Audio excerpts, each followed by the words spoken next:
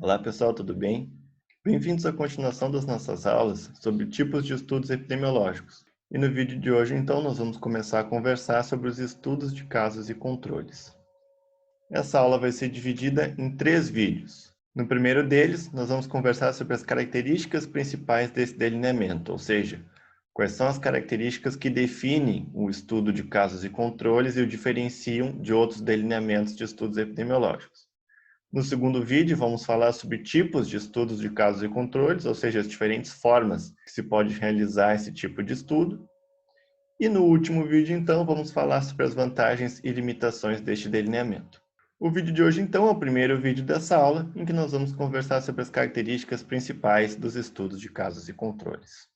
Relembrando então, pessoal, a classificação geral dos estudos epidemiológicos que nós conversamos em alguns vídeos anteriores, nós temos que um estudo epidemiológico pode ser realizado em nível individual ou coletivo, e ele pode ser observacional ou experimental. E os estudos de casos e controles, então, são um tipo de estudo que se enquadra em nível individual do tipo observacional, assim como os estudos transversais e as coortes que nós conversamos em vídeos anteriores. Portanto, os estudos de casos e controles são um delineamento observacional em nível individual, tendo como característica principal o fato de que os participantes são selecionados para entrarem no estudo com base em terem ou não o desfecho. Ou seja, no momento do recrutamento, na etapa em que os participantes do estudo estão sendo selecionados, são identificados indivíduos que já tenham o desfecho. E esses vão ser, então, os nossos casos. E como grupo de comparação, vão ser identificados e incluídos no estudo indivíduos sem o desfecho. E esses, então, são os nossos controles. E após o recrutamento, ou seja, após a seleção dos casos e dos controles, nós vamos medir esses grupos quanto ao histórico de exposição, ou seja, se eles foram ou não expostos ao nosso fator de risco no passado e, portanto, antes de terem ou não desenvolvido o desfecho. E é um delineamento, então, muito útil para identificar fatores associados à ocorrência de doenças raras. E por que doenças raras, pessoal? Porque o processo de seleção de participantes para o estudo acontece com base no desfecho e, portanto, garante que a nossa amostra vai incluir um número mínimo de casos, né? Um número desejado de casos. Notem que isso é diferente dos estudos transversais e dos estudos de corte, em que os participantes do estudo não são selecionados com base em terem ou não o desfecho. Inclusive, no estudo de corte, na linha de base, nós excluímos indivíduos que já tinham a doença no momento do recrutamento. Portanto, os estudos de casos de controles têm essa diferença fundamental em relação a esses outros dois delineamentos observacionais, diferenciando, portanto, esse delineamento. Aqui, então, nós temos uma representação geral, pessoal, do fluxo de um estudo de casos e controles. Vamos olhar primeiro aqui o fluxo do estudo, com base nessa seta de cor preta. No primeiro momento, então, nós temos a etapa de recrutamento, que é a etapa em que nós vamos selecionar os participantes do nosso estudo. Nós partimos, então, de uma população-alvo e, através do nosso processo de amostragem, vamos selecionar os nossos casos, indivíduos com o desfecho, e os nossos controles, indivíduos sem o desfecho. Selecionados, então, os casos e os controles, nós vamos medir o histórico de exposição desses indivíduos, ou seja, se no passado esses indivíduos eram ou não expostos ao nosso fator de risco. Com isso, então, nós vamos definir 4 grupos: casos expostos, casos não expostos e controles expostos ou não expostos. Notem, pessoal, que o fluxo do estudo, aqui na seta preta, é oposto ao ciclo vital, ou seja, a ordem temporal da vida dos participantes. Na ordem temporal do ciclo vital, os indivíduos primeiro são expostos ou não, e depois têm ou não a doença, indicado aqui pelas setas vermelhas.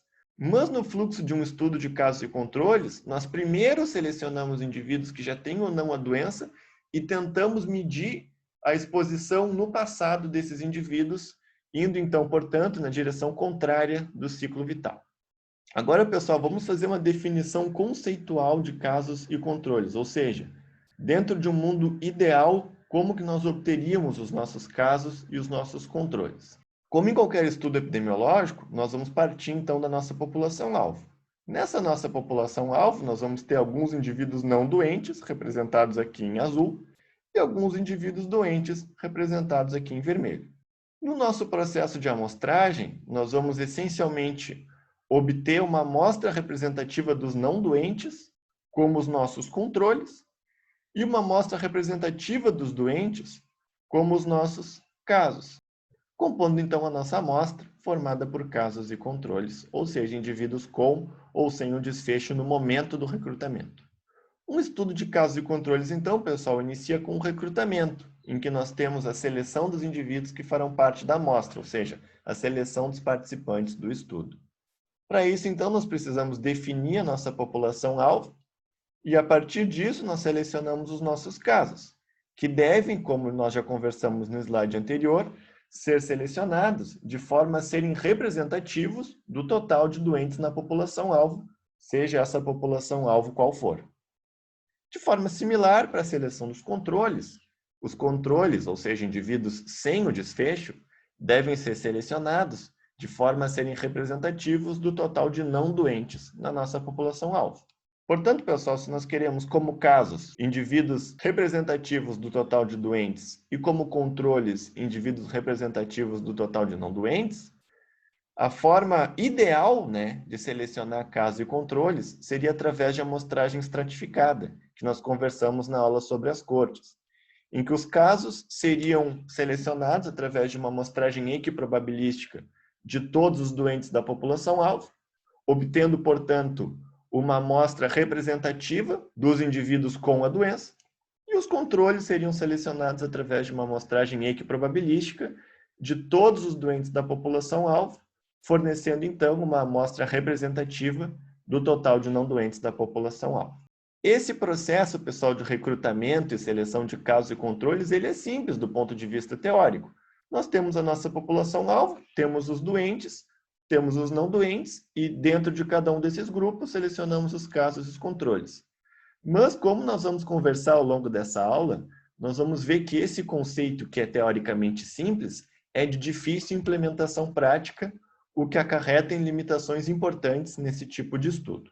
Definidos, então, os casos e os controles, nós vamos medir, então, o histórico de exposição dos indivíduos, gerando, como nós já conversamos, 4 grupos: casos expostos e não expostos e controles expostos e não expostos.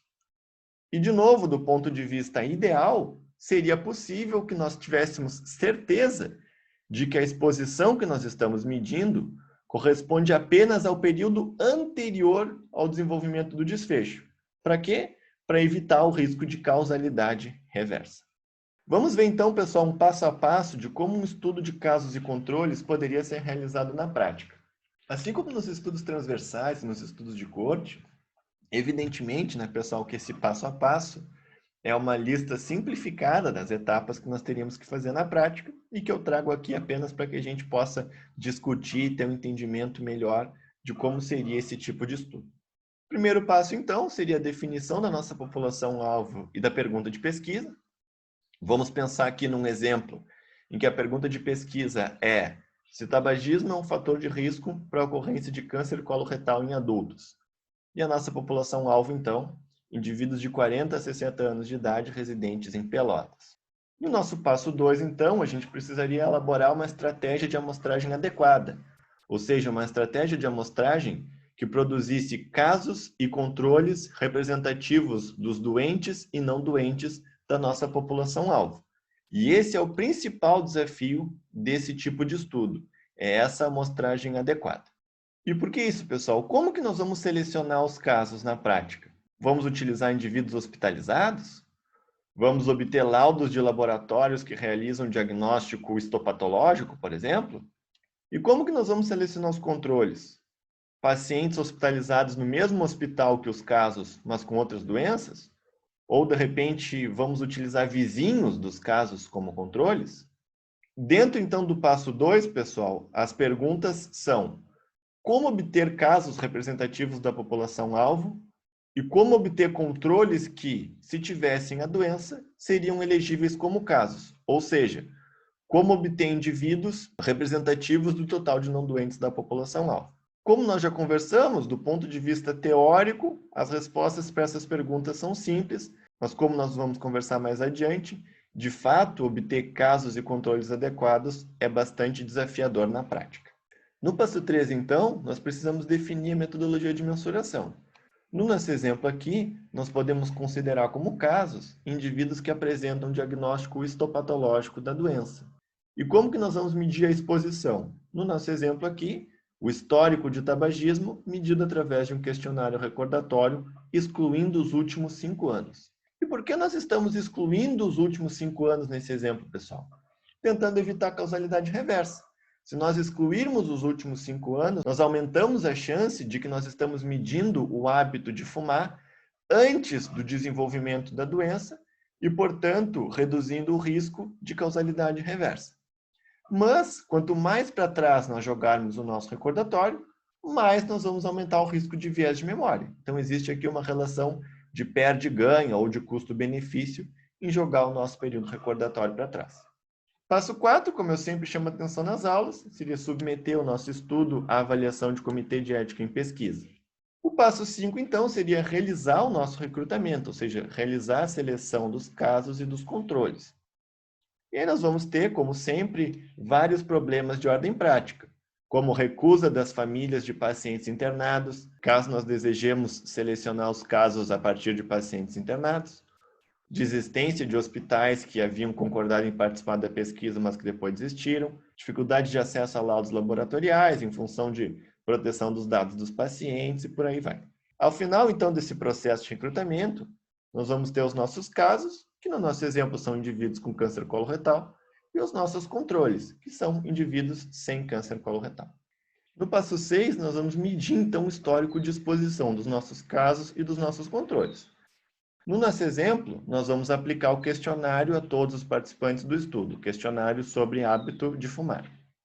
E é muito importante, pessoal, que o histórico de exposição seja medido da mesma forma entre casos e controles, ou seja, utilizando o mesmo questionário, pela mesma equipe de entrevistadores, etc., para garantir, então, que o dado entre os casos e entre os controles é comparável.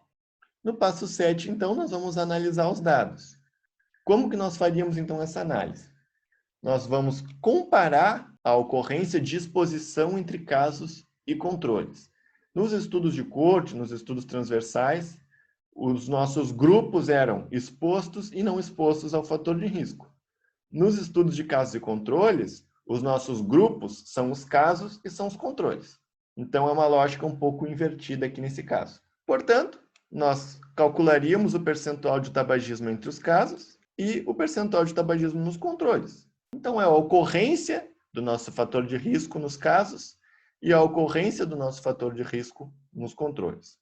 Essa é uma lógica um pouco estranha, né, pessoal? Afinal, o nosso pensamento é de que o fator de risco influencia a ocorrência ou não da doença, e não que a doença influencie ou não a ocorrência do fator de risco.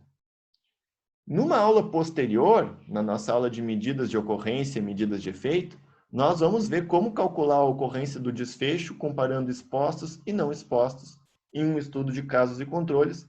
Por enquanto, eu só trago esse entendimento conceitual de que a gente pode avaliar se a nossa exposição é um fator de risco, comparando a ocorrência dela entre casos e controles. E agora, pessoal, eu gostaria de começar essa discussão com vocês de como selecionar os casos e das dificuldades práticas que nós podemos ter com isso, e como isso pode, então, impactar o nosso estudo de casos e controles. Como nós já conversamos, do ponto de vista ideal, nós selecionaríamos os casos através de uma amostragem equiprobabilística do total de doentes da nossa população-alvo. Mas, pessoal, nós temos uma lista de todos os doentes na população? Muito difícil, né? Muito provavelmente não. Nós não sabemos quem é doente e quem não é. Nós teríamos que medir todas as pessoas da população-alvo para saber quais são os doentes e quais não são. E é lógico que é inviável, na prática, a gente fazer um censo da nossa população-alvo, ou seja, medir todos os indivíduos da nossa população-alvo. Até porque se nós fizéssemos isso, nem teria mais necessidade de amostragem, certo? Portanto, pessoal, é muito difícil que esse critério teórico de amostragem equiprobabilística do total de doentes da população-alvo seja cumprido quando nós selecionamos casos para um estudo real. Por que isso? Porque nós podemos ter indivíduos doentes, mas que não foram diagnosticados.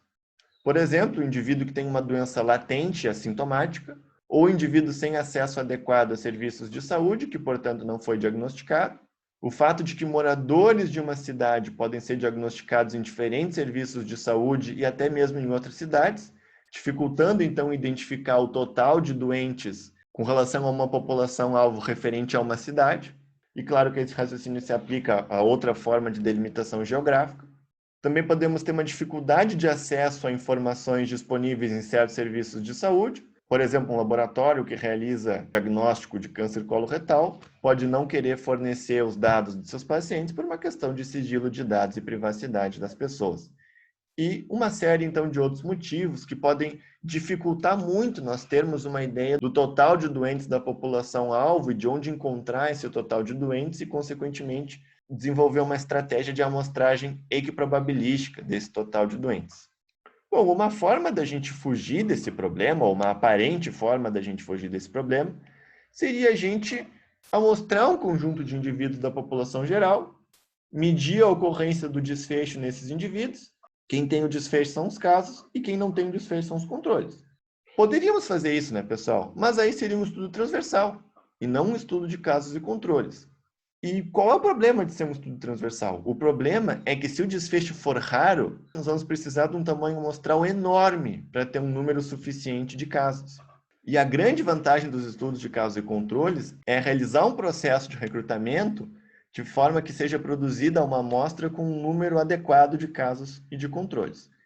Dadas essas dificuldades, pessoal, de aplicação do critério teórico ideal para a seleção dos casos, muitas vezes em estudos reais, a seleção dos casos utiliza alguma forma de amostragem por conveniência. Por exemplo, com base em laudos fornecidos por laboratórios parceiros, ou seleção a partir de pacientes internados em hospitais universitários e outras formas que visivelmente não são representativas da população-alvo, mas que são formas viáveis da gente fazer essa seleção dos casos. Porém, pessoal, como nós já conversamos em uma aula anterior, a amostragem por conveniência ela tem uma limitação importante em que ela dificulta a definição da população-alvo referente à amostra. No caso aqui, a gente está falando de amostragem por conveniência dos casos, então isso vai dificultar que nós possamos definir qual é a população-alvo a qual os casos se referem. E isso é um problema porque vai dificultar com que nós saibamos qual a população os resultados do nosso estudo se aplicam. Afinal, na lógica de um estudo epidemiológico, nós temos uma amostra obtida de uma população-alvo bem definida e, portanto, nós podemos, a partir da nossa amostra, fazer inferência para essa população-alvo. Mas se nós não sabemos qual é a população-alvo, que inferência nós vamos fazer? Então, isso limita bastante com que a gente saiba a qual população os resultados do estudo se aplicam. Por exemplo, pessoal, se nós selecionarmos aqui, hipoteticamente, todos os casos de um mesmo hospital, será que o mesmo resultado seria observado se vários hospitais tivessem sido incluídos? Nós não temos como saber, porque nós selecionamos todos os casos a partir apenas de um hospital. E como nós não sabemos qual é a população-alvo referente aos casos, isso consequentemente dificulta a seleção dos controles.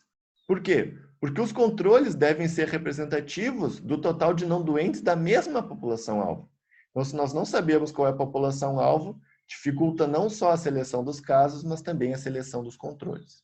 De forma, então, que na prática, muitas vezes acaba se recorrendo a alguma estratégia que tente produzir controles comparáveis, ou seja, similares aos casos. Por exemplo, pacientes internados no mesmo hospital, mas com outras doenças, ou vizinhos, amigos ou parentes dos casos, e também outras formas de seleção de controles. Nós vamos conversar, pessoal, na parte 2 dessa aula, sobre essas diferentes formas de seleção de controles, falando sobre as vantagens e limitações de cada um delas.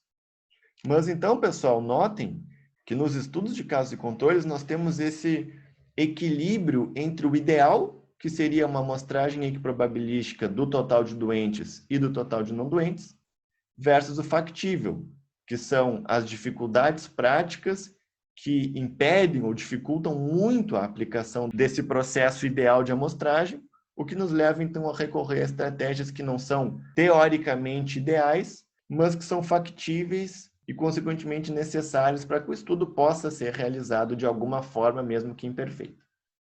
Certo, gente? Espero que o conteúdo tenha ficado claro. Nos vemos, então, no próximo vídeo sobre os diferentes tipos de estudos de casos e controles. Até lá!